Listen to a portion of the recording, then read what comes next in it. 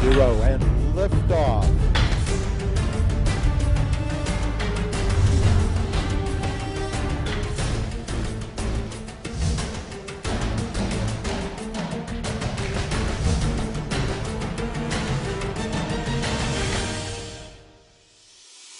One of the most challenging aspects of this mission happens before we even land, and it's picking the right landing site for the mission.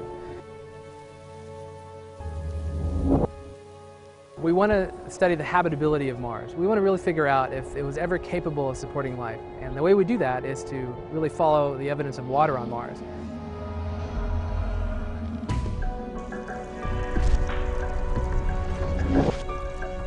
One of the most interesting things about Mars is that it's changed over time.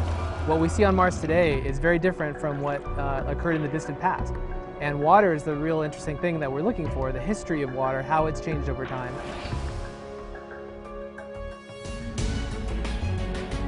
One of the biggest challenges to studying habitability on Mars, which is the goal of the Curiosity rover mission, is to try to follow that signature of water. Where was the water? How long was it there?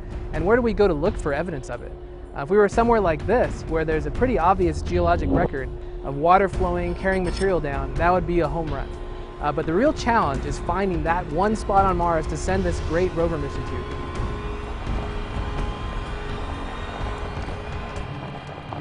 We have 4 wonderful landing sites, all very different in character. And the real challenge for us as scientists is to come to a consensus on which one of those sites offers the best chance of fulfilling the goals of the mission. There's a place on Mars called Marth Vallis, which has the brightest mineral signature of clay minerals on Mars.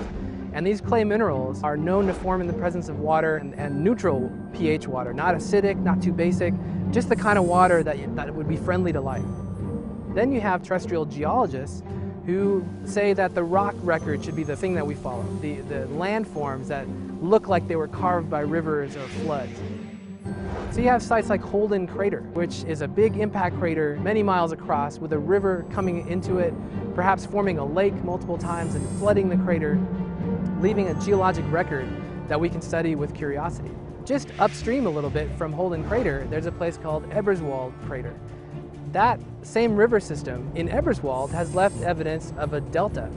Just like the Mississippi River Delta, these things form when muddy, silty water deposits its silt, its mud, into a formation, into a standing body of water, like a lake. So you have people that study deltas on Earth who think that's the place Curiosity should go.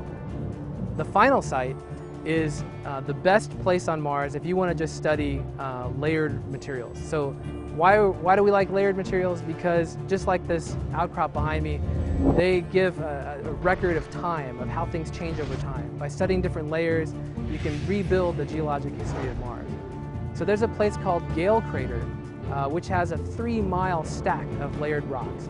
Now we don't exactly know how those layers formed, and the mineralogical evidence isn't as strong as other sites, but people who just think layers are the thing to study really love Gale.